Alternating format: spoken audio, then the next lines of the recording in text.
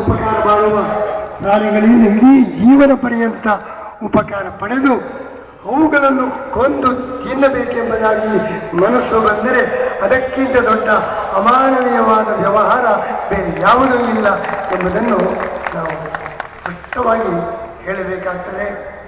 ಆದ್ದರಿಂದ ಅಂತಹ ಗೋಗಳು ಈ ಕೃಷ್ಣ ಅವರನ್ನು ಗೋಬ್ರಾಹ್ಮಣ ಹಿತಾಯ, ಗೋ ಮತ್ತು ಬ್ರಾಹ್ಮಣರಿಗೆ ಉಪಕಾರ ಮಾಡುವುದು ಅಂತ.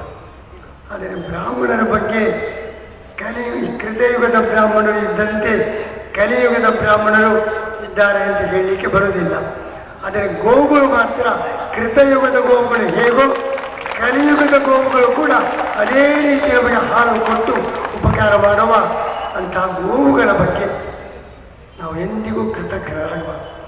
ಅವುಗಳ ರಕ್ಷಣೆ ಅದು ಮಾನವೀಯತೆಯ ದೃಷ್ಟಿಯಿಂದ, ಬರೀ ಹಿಂದೂ ಧರ್ಮ ಇಷ್ಟೇ ದೃಷ್ಟಿಯಿಂದ ಹೇಳ್ತಾ ಇಲ್ಲ, ಮಾನವೀಯತೆಯ ದೃಷ್ಟಿಯಿಂದ ಗೋವುಗಳ ರಕ್ಷಣೆ ಅದು ಅವಶ್ಯವಾಗಿ ಆಗಬೇಕು.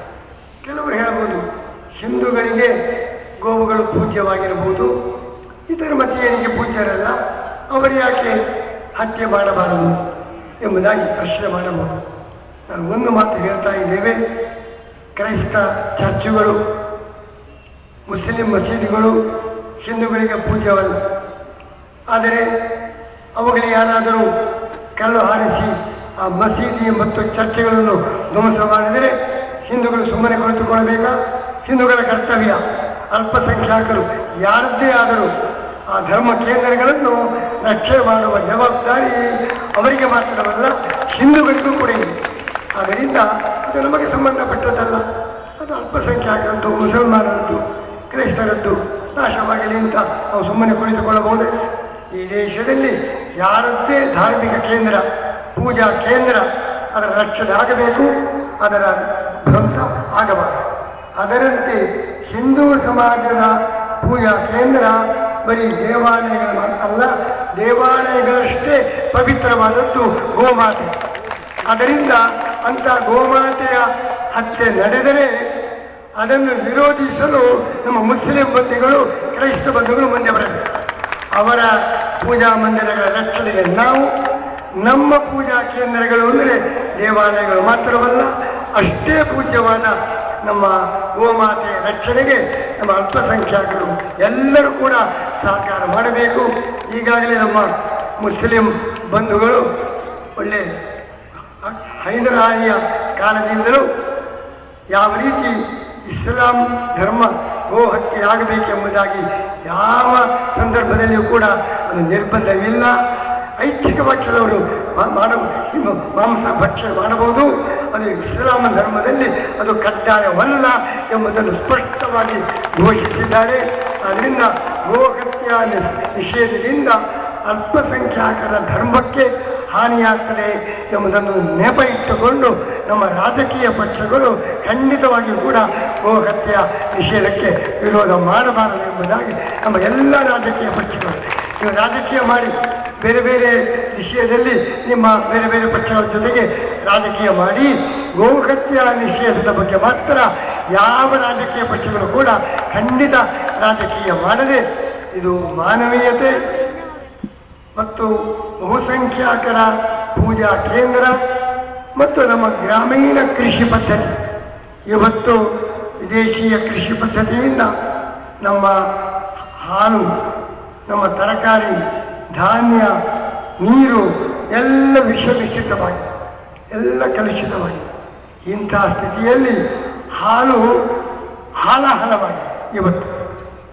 ಅಂಥ ಯಾಕೆ ಈ ಪಾಶ್ಚಾತ್ಯ ಕೃಷಿ ಪದ್ಧತಿಯ ಪ್ರಯೋಗದಿಂದ ಏನು ದುರಂತ ನಾವು ಅನುಭವಿಸ್ತಾ ಇದ್ದೇವೆ, ಅದರ ಬದಲು ನಮ್ಮ ಪ್ರಾಚೀನ ಭಾರತೀಯ ಕೃಷಿ ಪದ್ಧತಿ ಅದು ಉಳಿಯಬೇಕು. ಅದು ಉಳಿಯಬೇಕಾಗಿದ್ದರೆ ಗೋ ಸಂಪತ್ತು ಉಳಿಯಬೇಕು.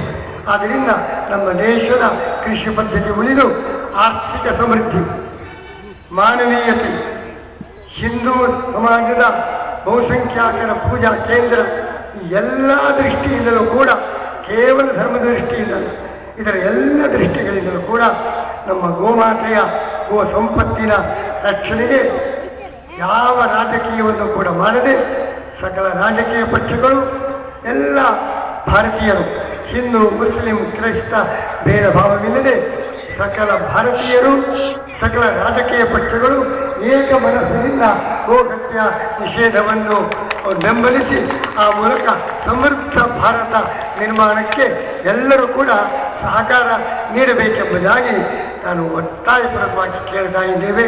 ಇಷ್ಟು ಹೇಳಿ ಆ ಭಗವಂತರ ಶ್ರೀ ಗೋಪಾಲಕೃಷ್ಣರ ಮತ್ತು ಪಶುಪತಿಯ ಎಲ್ಲರ ಅನುಗ್ರಹದಿಂದ ಎಲ್ಲರಿಗೂ ಕೂಡ ಇಂಥ ಒಂದು ಗೋರಕ್ಷಣೆಯ ಬಗ್ಗೆ ಅಂತ ಜಾಗೃತ ಮನಸ್ಸು ಎಲ್ಲರಲ್ಲಿ ಕೂಡ ನಿರ್ಮಾಣವಾಗಲಿ, ದೇಶಕ್ಕೆ ಕಲ್ಯಾಣವಾಗಲಿ ಎಂಬುದಾಗಿ ಪ್ರಾರ್ಥನೆ ಮಾಡಿ ಇವತ್ತು ಅನೇಕ ಮಠಾಧೀಶರು ಇಲ್ಲಿ ಆಗಮಿಸಿದ್ದಾರೆ. ನಮ್ಮ ನಾಗೇಶ್ವರ ಭಾರತೀ ಸ್ವಾಮಿಗಳು ಗೋರಕ್ಷಣೆಯೇ ಕಂಕಣ ಬದ್ಧರಾಗಿ ದೇಶವ್ಯಾಪಿಯಾಗಿ ಆ ಕಾರ್ಯವನ್ನು ನಡೆಸಿದ್ದಾರೆ. ಮುಳುಬಾಗಿಲು ಮಠಾಧೀಶರು ನಮ್ಮ ಆಗಿ ಶ್ರೀಚನ್ನಗಿರಿ ಮಠದ ಶಾಖಾ ಮಠದ ಶ್ರೀಪಾದಂಗಳವರು, ನಮ್ಮ ಮಾಧವ ತೀರ್ಥ ಸಂಸ್ಥಾನದ ಮಠಾಧೀಶರು, ಈ ಅನೇಕ ಮಠಾಧೀಶರು ಇವತ್ತಿಲ್ಲಿ ಆಗಮಿಸಿ ಜನರಿಗೆ ಸ್ಫೂರ್ತಿ ತುಂಬಿದ್ದಾರೆ.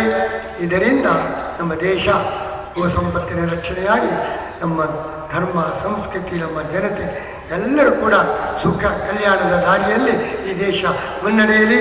ಆ ದಿಶೆಯಲ್ಲಿ ಕರ್ನಾಟಕ ಸರ್ಕಾರ ಕೈಗೊಂಡ ಹೆಜ್ಜೆಯನ್ನು ನಾವೆಲ್ಲರೂ ಕೂಡ ಸ್ವಾಗತಿಸಿ ಇದು ಕರ್ನಾಟಕ ರಾಜ್ಯದಲ್ಲಿ ಮಾತ್ರವಲ್ಲ ಅಖಿಲ ಭಾರತದಲ್ಲಿಯೂ ಕೂಡ ಇಂಥ ಗೋಹತ್ಯ ನಿಷೇಧ ಕಾನೂನು ಬರುವಂತೆ ಆಚಾರ್ಯ ವಿನೋಬ ಅದಕ್ಕಾಗಿ ಆಮರಣ ಉಪವಾಸ ಕೈಗೊಂಡಿದ್ದಾರೆ. ಇಡೀ ದೇಶದಲ್ಲಿ ಗೋಹತ್ಯ ನಿಷೇಧ ಆಗಬೇಕು ಅಂತ ಆ ಪ್ರಯತ್ನ ನಡೆಯಿತು. ಆದರೆ ಕೇರಳದ ಒಂದು ರಾಜಕೀಯ ಪಕ್ಷದ ಹಠದಿಂದ ಅದು ಆಗಲಿಲ್ಲ. ಆ ಪ್ರಯತ್ನ ನಡೆದಿತ್ತು. ಗಾಂಧೀಜಿಯವರಂತೂ ಅವರ ಕನಸಾಗಿತ್ತು. ಆದ್ದರಿಂದ ಇದು ಇಡೀ ದೇಶದ ಸಕಲ ಜನರು ಕೂಡ ಈ ಕಾರ್ಯಕ್ಕೆ ಬೆಂಬಲ ನೀಡಿ ಆ ಮೂಲಕ ನಮ್ಮ ದೇಶ ಅದು ಎಲ್ಲಿ ಒಂದು ಗೋವಿನ ಹತ್ಯೆಯಾದರೆ ಅಲ್ಲಿ ಕಲಿಯ ದರ್ಶನವಾಯಿತು. ಪರೀಕ್ಷಿತ ರಾಜ್ಯದಲ್ಲಿ ಸಹಸ್ರ ಗೋವುಗಳ ಹತ್ಯೆ ನಡೀತಾ ಇದ್ದರೆ ಇದು ಭಯಂಕರವಾದ ಕಲಿಯ ರಾಜ್ಯವಾಗಬಹುದು. ಆ ಕಲಿಯ ರಾಜ್ಯ ಆಗಬಾರದು. ಪುನಃ ಸತ್ಯಯುಗದ ಸ್ಥಾಪನೆಯಾಗಲಿ, ಗೋ ಸಂತತಿಯ ರಕ್ಷಣೆಯಾಗಲಿ ಎಂಬುದಾಗಿ ನಾವು ಹಾರೈಸಿ ನಮ್ಮ ಮಾತುಗಳನ್ನು ಮುಗಿಸ್ತಾ ಇದ್ದೀವಿ.